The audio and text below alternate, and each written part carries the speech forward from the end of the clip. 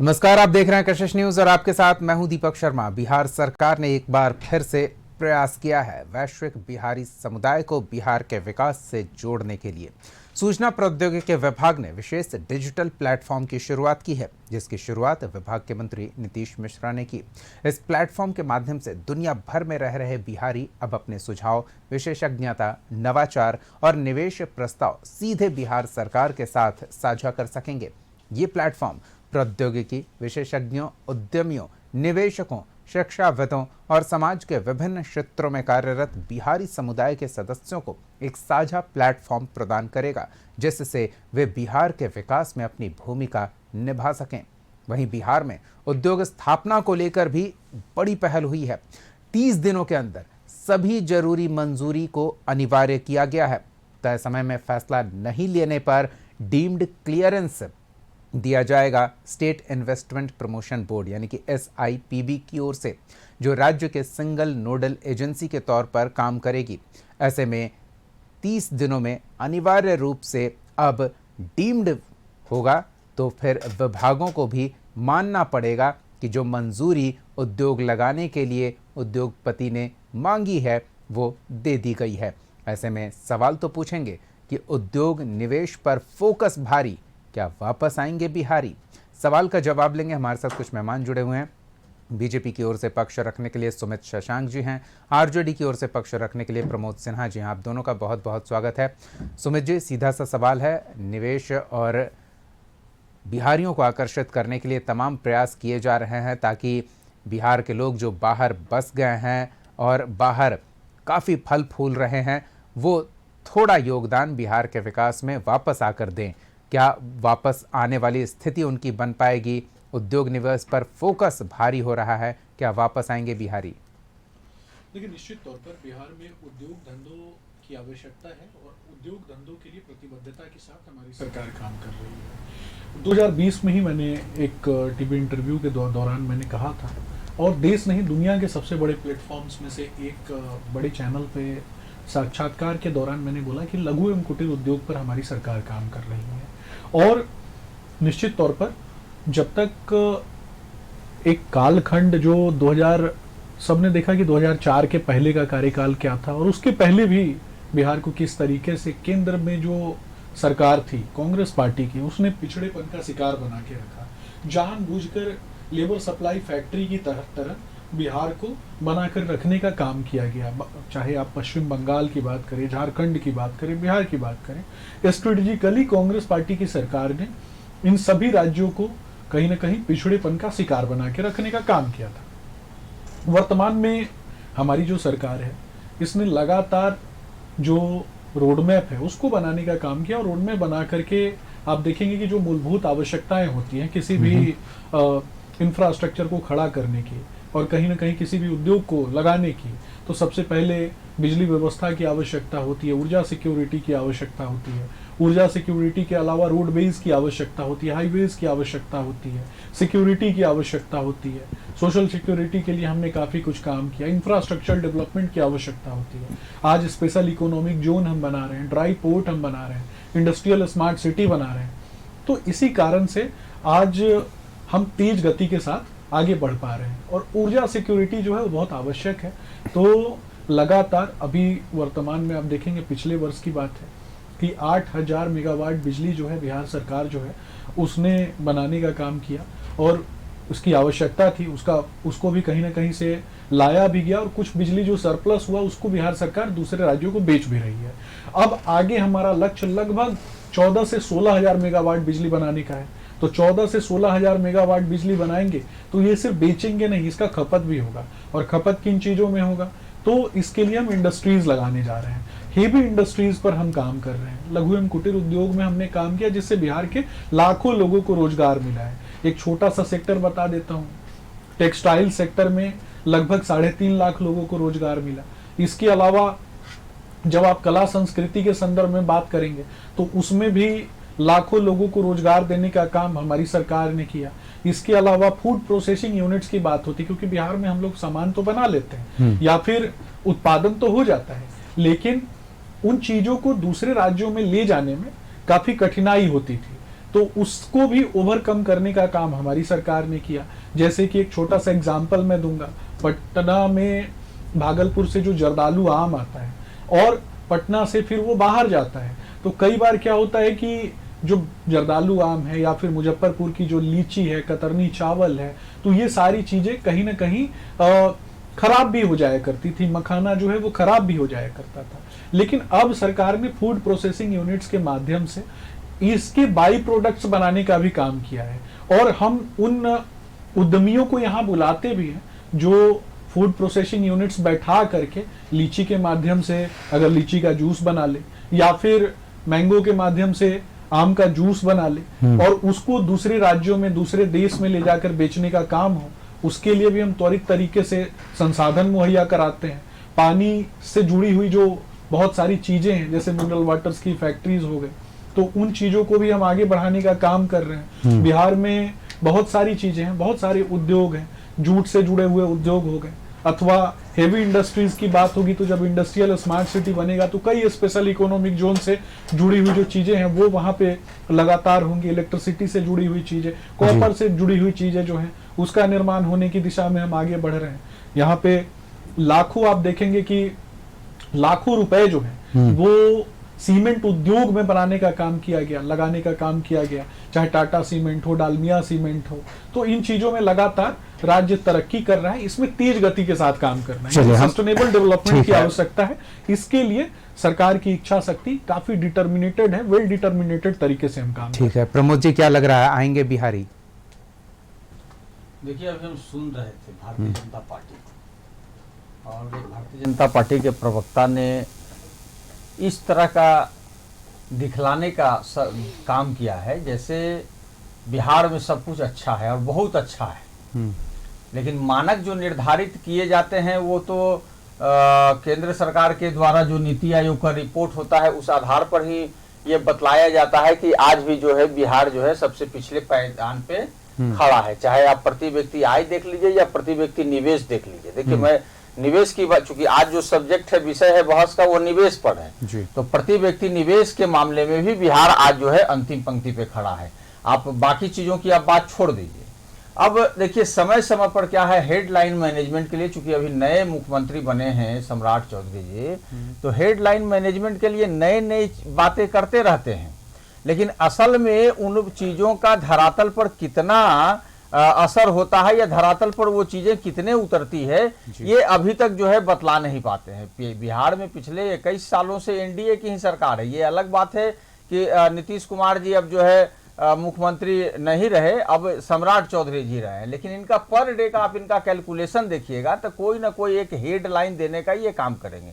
कुछ दिन पहले इन्होंने सहयोग पोर्टल चलाने की बात कही कि इसके माध्यम से जो है बिहार के लोगों को कहीं जाने की जरूरत नहीं पड़ेगी और जो है लोग जो है अपना शिकायत उसी पे करेंगे। और मॉनिटरिंग कौन करेगा? मॉनिटरिंग मुख्यमंत्री स्तर पर होगा, लेकिन क्या चीजें सामान्य हैं? नहीं है सामान्य। आज भी जो है परेशानियां उसी कदर जो है और अपराध की घटनाएं तो दिन प्रतिदिन जो है और बढ़ती ही जा रही है। रहा निवेश का, अभी हमारे भाजपा के साथी ने कहा कि सिक्योरिटी हम लोग जो है देने का काम करेंगे, लेकिन ये इससे भी जुड़ा हुआ जो मसला है वो अपराध का जो है, चूंकि आप सुरक्षा प्रदान करने की बात करते हैं, लेकिन बिहार में जो है अपराध जो है चरम पर है। आप राजधानी पटना की बात कर लीजिए ना, राजधानी पटना में जब घटनाएं घट जाती हैं, जब मंत्री आवास के बाहर जो है 15 वर्षीय बच्ची को मार के फेंक दिया जाता है, या आए दिन गोलियों की तड़तड़ाहट जो है पौष इलाकों में भी सुनाई पड़ती है, हत्या हो जाती है, मात्र 15 मिनट का मॉक ड्रिल होता है, अंधेरा छाता है और जो है उस दौरान भी हत्या हो जाती है।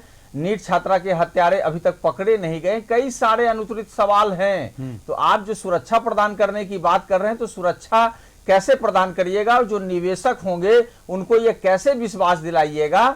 ये कहीं ना कहीं ये मतलब कि ये बात पचती नहीं है। दूसरा ये कर रहे थे इंफ्रास्ट्रक्चर डेवलपमेंट की बात कर रहे थे। आप बताइए ना, बिहार में कौन सा इंफ्रास्ट्रक्चर के डेवलपमेंट का काम अभी तक हुआ है?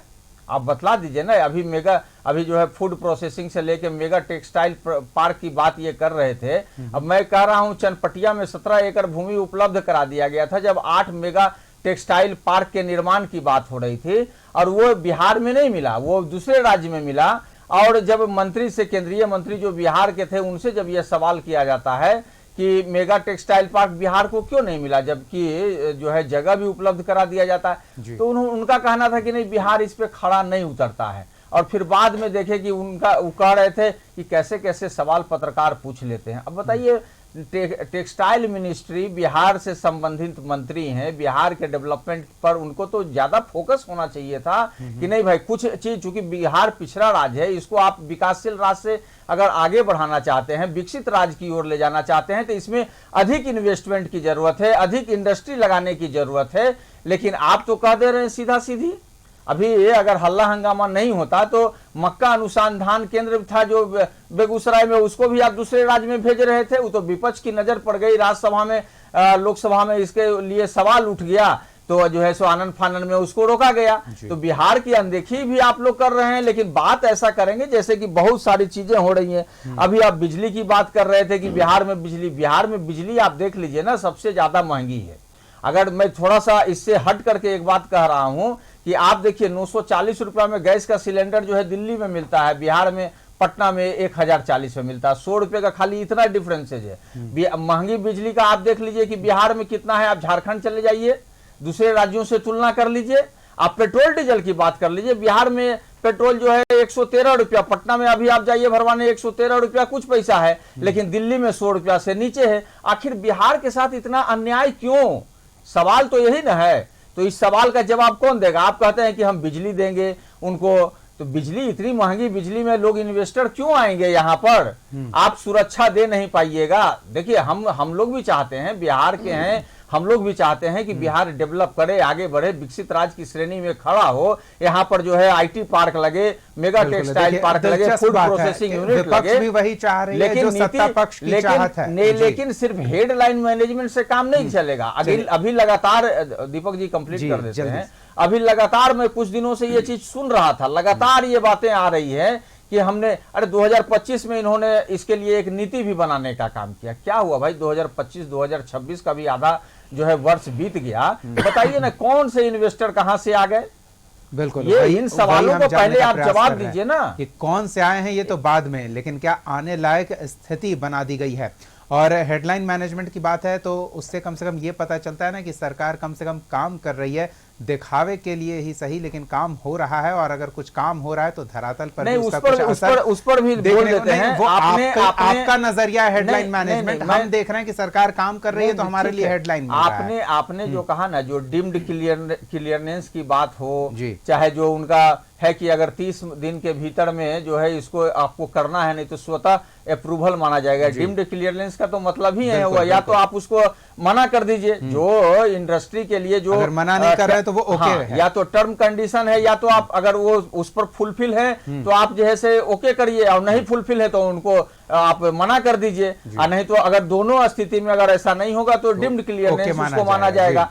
लेकिन सवाल उठता है कि सिर्फ इतना कह देने से आखिर आप बताइए ना कि साल दर साल कितने निवेशक, देखिए 2017 माह की सरकार में जो बिजनेस समिट किया गया था, पहली बार हम समझते हैं, उसमें 50,000 जो है 50,000 करोड़ का जो है प्रस्ताव आया था निवेश का। लेकिन हम लोग जब सरकार से अलग हो गए तो उसमें से कितने निवेशक, मतलब आप कम से कम सरकार को ये इशारा कर रहे हैं कि आपके पास 50,000 करोड़ की फाइल्स पेंडिंग पड़ी हुई है, उस पर नजर डालिए तो बाहर से खोजने की जरूरत नहीं पड़ेगी, लोग पहले से कतार में खड़े हैं। सुमित जी, आपने कहा था हम कि तेज रफ्तार से आगे बढ़ने को तैयार हैं, लेकिन क्या दिशा सही है? हम सही दिशा में जा रहे हैं? मंजिल पर पहुंच पाएंगे? अगर दिशा भटक गए तो फिर पता नहीं क्या होगा। देखिए, निश्चित तौर पर हमारी जिम्मेदारी है और जिम्मेदारी का एहसास हमारी सरकार को है। मैंने बार बार कहा, और पिछली बार भी जब हमारी सरकार बनी उस दौरान भी हमारी पार्टी के नेतृत्वकर्ताओं ने, एनडीए के नेतृत्वकर्ताओं ने अपनी प्रतिबद्धता जाहिर की। बिहार के लोग किसके हैं? बिहार के लोग हमारे हैं, और बिहार के लोगों के लिए प्रतिबद्धता के साथ हम काम कर रहे हैं। बिहार के लोगों के लिए, बिहार के युवाओं के लिए, बहनों के लिए, माताओं के लिए। और आप देखिए ना, क्लस्टर्स में बांट करके जब सीमांचल की बात होती है, आदरणीय प्रधानमंत्री नरेंद्र मोदी जी का आगमन होता है और 50,000 करोड़ रुपया जो है वो देने का काम प्रधानमंत्री नरेंद्र मोदी जी की तरफ से बिहार सरकार को होता है। यानी केंद्र सरकार ने 50,000 करोड़ रुपया सीमांचल के किसानों को दिया। वो महिला किसानें जो मखाना उद्योग से जुड़ी हुई हैं, आज आप देखिए कुछ दिनों से देश नहीं पूरे इंटरनेशनल एयरपोर्ट्स पे आप देख लीजिए, हर जगह आपको पैकेट्स में मखाना जो है वो एक तरीके से पैक करके मिलेगा। यहाँ तक कि आप वंदे भारत में भी ट्रेवल करेंगे तो मखाना को सुपर फूड की श्रेणी में ला करके और उसको पैक करके प्रदान किया जाता है। किसकी आर्थिक स्थिति बढ़ती है? बिहार के लोगों की, सीमांचल के लोगों की। और वो किसान, वो माताएं बहनें, और हमारा स्पष्ट रूप से मानना है कि जब हम एक महिला की आर्थिक स्थिति को और उसके बुनियादी ढांचे को मजबूत करते हैं तो निश्चित तौर पर उससे पूरे परिवार की बुनियाद मजबूत होती है। पूरे बिहार में मखाना की खेती नहीं ना होती है, मक्का की खेती जहां लोग करते हैं वहां की शिकायत आपने सुन ली है कि मक्का अनुसंधान केंद्र को ही आप बाहर भेजने का प्रयास कर रहे थे। गन्ने को लेकर क्या प्रयास हो रहा है? गेहूं, चावल और भी तमाम जो क्षेत्रीय उत्पाद हैं, आम, लीची, बहुत कुछ है बिहार में। हम सिर्फ मखाने पर संतोष कैसे कर बिल्कुल रहे हैं? दीपक जी, सिर्फ केवल मखाने पे संतोष नहीं करना चाहिए। आप मेरी पूरी बात सुन लिए होते तो शायद आपको ये बोलने का अवसर भी नहीं मिलता। सीमांचल से अब आगे बढ़ते हैं, सीमांचल से आगे बढ़िएगा, मिथिलांचल पे आइएगा तो वहां पर भी लगभग 30,000 करोड़ रुपए जो हैं वो प्रधानमंत्री नरेंद्र मोदी जी की तरफ से, केंद्र सरकार की तरफ से बिहार सरकार को दिया गया कला संस्कृति को सुदृढ़ करने के लिए, मिथिला पेंटिंग को दुनिया के कोने कोने तक पहुंचाने के लिए। जब शाहाबाद की बात करेंगे तो शाहाबाद के क्षेत्र को भी मजबूत करने के लिए, शाहाबाद के उत्पादों को कहीं ना कहीं दुनिया के सुदूरस्थ स्थानों तक पहुंचाने के लिए। और इसके अलावा भी जब निवेश की बात होती है तो वो भी मैं बता देता हूं कि शाहाबाद में और मुजफ्फरपुर के संदर्भ में भी बताता हूं कि Ambuja concrete north private limited के द्वारा लगभग 1100 करोड़ रुपए का निवेश जो है वो हमारी सरकार के माध्यम से और प्राइवेट सेक्टर के माध्यम से बिहार में होता है। इसके अलावा 60,000 करोड़ रुपए का निवेश अडानी ग्रुप के तरफ से बिहार में हुआ। टाटा ग्रुप्स के द्वारा लगभग 12,000 करोड़ रुपए का निवेश जो है वो बिहार में हो रहा है। वो कहीं ना कहीं उस निवेश के माध्यम से बिहार के लोग जो है वो शिक्षित हो रहे हैं और बिहार के लोग टेक्निकली जब साउंड होंगे तो निश्चित तौर पर उस निवेश के माध्यम से उनको रोजी रोजगार जो है वो प्रदान हो रहा है। एक चीज और स्पष्ट कर दीजिए, हमारे पास जो है हमें उसकी ब्रांडिंग और पैकेजिंग करनी है, उससे ज्यादा करने की आवश्यकता नहीं है। किसानों को सरकार मुहैया करा रही है सहायता, ये आप कह रहे हैं, लेकिन हम निवेशकों को लाने का प्रयास कर रहे हैं। निश्चित तौर पे हमारे आदरणीय मुख्यमंत्री जी ने कहा कि कोई भी निवेशक यहाँ सिंगल विंडो सिस्टम के माध्यम से निवेश कर सकता है। उनको इंफ्रास्ट्रक्चर मुहैया कराने का काम हम करेंगे। जो लोग बिहार में रहते हैं उनको भी युवा उद्यमी योजना के तहत 10 लाख रुपया सरकार प्रदान करती है। महिला उद्यमी योजना के माध्यम से हम लोगों को सुदृढ़ कर रहे हैं। आदरणीय मुख्यमंत्री जी ने स्पष्ट कर दिया कि तकनीकी शिक्षा के दृष्टिकोण में बिहार के युवा जो हैं वो शिक्षित होंगे, यानी गुणवत्तापूर्ण शिक्षा। और जब तकनीकी शिक्षा पलायन करेंगे ना, यहाँ रोजगार मिले तब वही तो मैंने आपको बोला ना दीपक, खाइए और फिर बाहर मजदूर बना के भेज दीजिए। दीपक जी, मैंने तो पहले ही बोला, मैंने बताया कि कांग्रेस पार्टी और राष्ट्रीय जनता दल ने किस तरीके से लेबर सप्लाई स्टेट बना दिया था। आज एक मुख्यमंत्री मिला है बिहार को जो गुणवत्तापूर्ण शिक्षा की बात करता है, तकनीकी तौर पर लोगों को सुदृढ़ करने की बात करता है।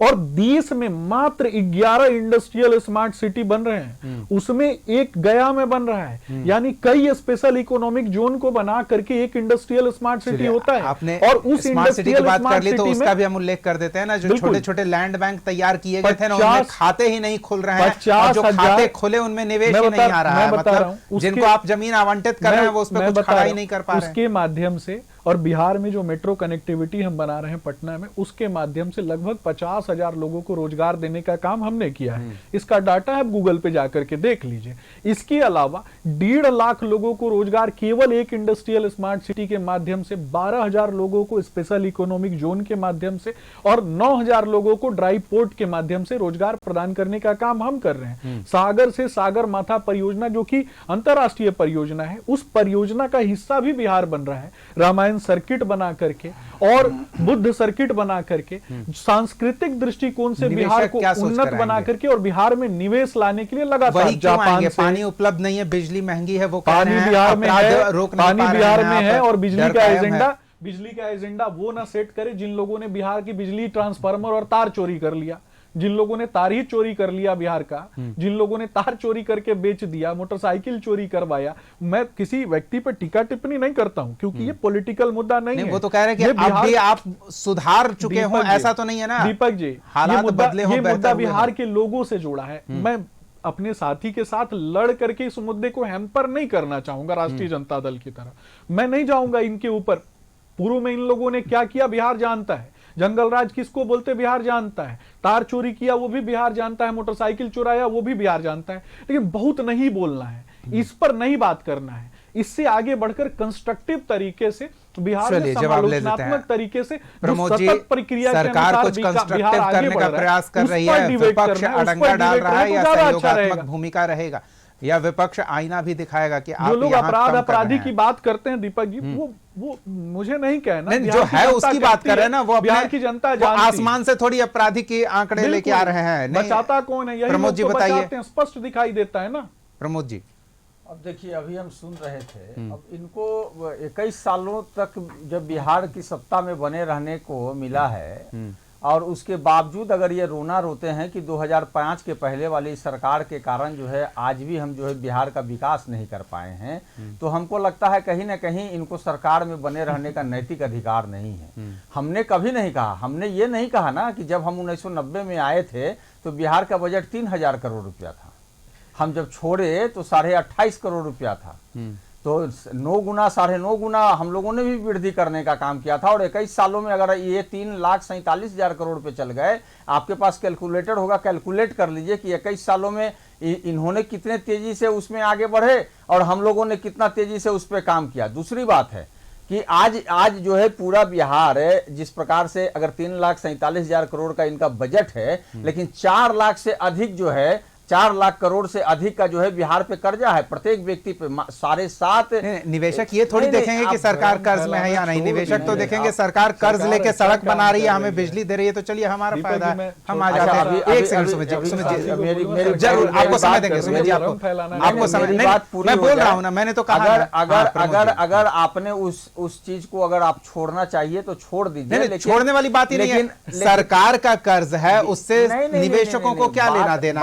बात थोड़ा सा दीपक जी समझ लीजिए, हम लोग कोई सवाल उठता है कि राज्य का अगर जो है अगर खुद का राजस्व इतना कम हो, मात्र जो है 27% अगर खुद का राजस्व हो, आपको किसी भी छोटे छोटे काम के लिए अगर आपको कर्ज पे निर्भर करना पड़ रहा है, तो वैसे राज्य में क्या निवेशक आएंगे, ये आप बतलाइए ना। जब आपकी आर्थिक स्थिति ही, राज्य की आर्थिक स्थिति मजबूत नहीं है, आप क्या दिखला पाते हैं। आप जब छोटे छोटे चीजों के लिए आप जो है बैंक का सहारा लेते हैं, कर्ज के लिए आप जो है ये करते हैं। चलिए अब उस बात को भी मैं थोड़ी देर के लिए ये कर देता हूं। आप क्या चाहते हैं, आप उम्मीद क्या करते हैं बिहार से? किसानों के जेब में हाथ डाल के निकालने हैं? हमारे पास है क्या, हमारे पास रेवेन्यू के लिए है क्या? आपने ठीक कहा, झारखंड के बंटवारे के बाद आपको भी याद होगा बिहार में बचा क्या, लालू और बालू। यही तो मैं कहना चाह रहा हूं ना, बालू में भी घोटाला उजागर हो गया। आपने उस बात को कह दिया, आपने कह दिया कि जब बिहार का से झारखंड जो है अलग हुआ, तो आप देखिए ना कि उस समय जो है पैकेज की भी बात हुई थी और बिहार को स्पेशल स्टेटस का दर्जा देने का भी बात हुआ था। लेकिन पटना से जब अटल बिहारी वाजपेयी जी दिल्ली जाने लगे, मतलब पटना जब एयरपोर्ट पे थे, तब तक जो है उन्होंने आश्वासन देने का काम किया था, काम हो रहा है ना। लेकिन दिल्ली जाते जाते उन्होंने उसको खत्म कर दिया। तो बिहार के विकास के लिए कितना चिंतित है वो हमको पता है। अब जो है आप अगर बात निवेशक की ही कर रहे हैं, तो पिछले दिनों से लगातार जिस प्रकार से बिजनेस समिट का भी ये लोग बात करते थे कि बिजनेस समिट हुआ, इतने लोग जो है से का प्रस्ताव है, पिछले साल का ही मैं बात बता रहा हूं, 2025 का ही इतने लोगों का प्रस्ताव है, वो तो अभी तक कहीं दिख नहीं रहा है। सवाल उठता है, कशिश न्यूज़ खुद एक करने वाला है, जल्दी करने वाला है, और उसके बाद हम उम्मीद करेंगे कि सरकार भी प्रोत्साहित हो और निवेशकों के लिए अलग से सबमिट करे, और उसके लिए निवेशक बिहार आए। अब ये जरूरी भी नहीं है, निवेशकों से बातचीत का प्रयास चल रहा है, ऑनलाइन निवेशकों से मुलाकात हो रही है। सुमित जी, हाँ सुमित जी, सब कुछ है, हमारे पास दिशा नहीं है, विपक्ष को दिशा नहीं। दीपक जी आप जल्दी से प्रमोद जी की एक बार सुन लेते हैं। सुमित जी जल्दी से। दीपक जी, आपने कहा कि ऑनलाइन जो है निवेशकों से बात हो रही है। अरे अभी आपने जिस चीज को आपने जो है डीम्ड क्लियरेंस की बात आपने कही है, तो कहीं ना कहीं तो आप भी मान रहे हैं ना कि जो यहाँ पर जो मतलब कि ये जो अफसरशाही है, वो कहीं ना कहीं इस प्रकार से व्याप्त है कि अगर कोई निवेशक चाहे भी तो आप उसको जो है व्यवस्था नहीं दे पा रहे हैं। तभी आपने डीम्ड क्लियरेंस की बात कही 30 दिनों की, लेकिन आपने एक जो शब्द कहा कि किसान है तो किसानों के पॉकेट से तो पैसा बिहार सरकार नहीं निकालेगी, लेकिन जो बिहार का पैसा दूसरे राज्यों में चला जाता है, चाहे वो आप एजुकेशन एक सेकंड के समझ लिए, लीजिए, चाहे समझ हेल्थ लेते हैं। सेक्टर के लिए, हाँ। जो यहाँ का पैसा दूसरे राज्य पे खर्च होता है, हम बिहार में एजुकेशन सिटी का निर्माण क्यों नहीं कर पा रहे हैं? हम बिहार में रेगुलेट किया जा रहा है, ये हेल्थ हब प्रयास क्यों हो नहीं रहा है। बना रहे नहीं, हैं? तो ये एजुकेशन सेक्टर को भी रेगुलेट किया जा रहा है, उसमें भी कोताही नहीं बरती जा रही है। बहरहाल ठीक है, वो भी निवेश का एक अच्छा माध्यम है। हाँ, मैं कह रहा हूँ कि आज अगर इस चीज का बात हो रहा है ना, साल भर के बाद भी आप डिबेट कर लीजिए। नहीं साल भर क्यों, हम 30 दिन के बाद करेंगे प्रमोद जी, हम 30 दिन के बाद करेंगे। बिल्कुल, हम इंतजार ही कर रहे हैं प्रमोद जी, एक सेकंड प्रमोद जी, हम इंतजार ही कर रहे हैं 30 दिन के बाद। आपने सहयोग पोर्टल का याद दिलाया, हमने उस दिन भी कहा था जिस दिन लॉन्च हुआ था कि 30वें दिन हम इस पर फिर से बात करेंगे, और आज अगर प्रयास शुरू हो रहा है तो हम इस पर भी 30वें दिन बात करेंगे कि क्या फलाफल शुरुआती दौर में देखने को मिल रहा है, क्योंकि शुरू में उत्साह ज्यादा रहता है, और अगर शुरू में उत्साह ज्यादा रहा तो रिजल्ट बेहतर के लिए लोग कितने अट्रैक्ट हो रहे हैं, आप उन्हें कितना उत्साहित कर पा रहे हैं निवेशकों को, ये बड़ी बात है। सुमित जी, निवेशकों को उत्साहित कर पा रहे हैं? निश्चित तौर पर अभी अभी बिहार में कुछ दिन पहले उत्तर भारत का सबसे बड़ा एआई समिट हुआ, आर्टिफिशियल इंटेलिजेंस सम्मेलन, जो कि काफी सफल सम्मेलन रहा निश्चित तौर पर, और देश और दुनिया के आर्टिफिशियल इंटेलिजेंस से जुड़े हुए लाखों लोगों का आगमन बिहार की धरती पर हुआ।